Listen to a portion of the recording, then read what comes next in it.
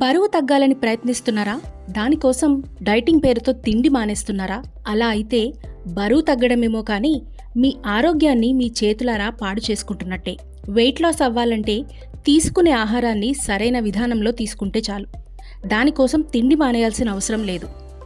తక్కువ క్యాలరీలు, ఎక్కువ ఫైబర్ ఉండే ఆహారం ప్రిఫర్ చేయండి. దీనివల్ల ఆకలి తొందరగా వేయకుండా ఉంటుంది.